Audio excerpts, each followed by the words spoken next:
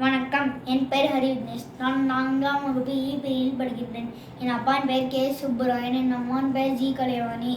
Friendship management காக்கும் நட்பை காக்க என்னதான் சொல்கிறது நம்ம திருக்குறள் தெரிஞ்சுக்கலாமா?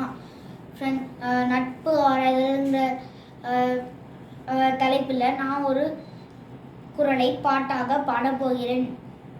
எடும் காலை கைவிடுவார் கேண்மை அடும் காலை உள்ளினும் உள்ளம் சுடும் கெடும் காலை கைவிடுவார் கேண்மை அடும் காலை உள்ளினும் உள்ளம் சுடும்.